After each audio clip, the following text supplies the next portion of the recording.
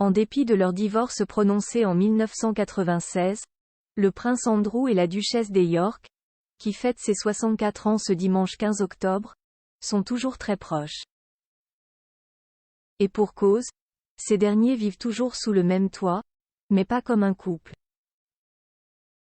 Andrew et Sarah Ferguson, un duo qui résiste au temps. S'ils ont mis un terme à leur union en 1996, les anciens amants vivent toujours ensemble, dans l'immense manoir de Royal Lodge, situé dans le Berkshire.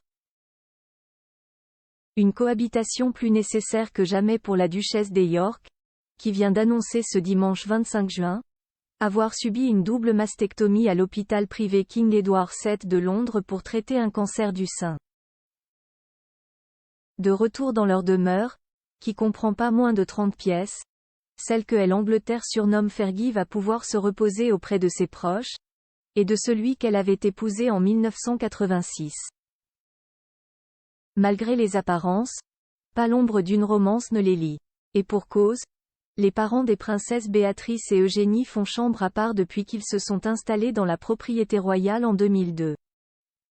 En témoignent les dires d'un proche des ex-époux, confié au Daily Mail. Leur histoire n'est pas une grande romance passionnée, ils dorment dans des chambres séparées au Royal Lodge. Il s'agit seulement d'une forme profonde d'amitié. C'est une relation très inhabituelle pour un couple divorcé. Mais ils sont tout à fait dévoués l'un à l'autre, et se défendraient jusqu'à la mort. Lors d'une interview accordée il y a plusieurs années, la Britannique, qui célèbre son 64e anniversaire ce dimanche 15 octobre, avait répondu à propos de son histoire avec le père de ses enfants: « Nous aimons être en compagnie l'un de l'autre, chacun aide l'autre à s'épanouir. Cela peut ressembler à un conte de fées, mais c'est ainsi que nous sommes. » Sarah Ferguson, propriétaire d'un luxueux appartement en juin 2022, l'ex-femme du prince Andrew a acquis un appartement luxueux, situé dans un quartier prestigieux de Londres. Un logement qu'elle a acquis pour la modique somme de 4,25 millions de livres sterling, ce qui correspond à environ 4,79 millions d'euros. En février dernier, le Daily Mail a rapporté que cette transaction avait été effectuée sous condition. La duchesse ne pourrait pas revendre ce bien sans avoir obtenu l'autorisation de ses filles Béatrice et Eugénie.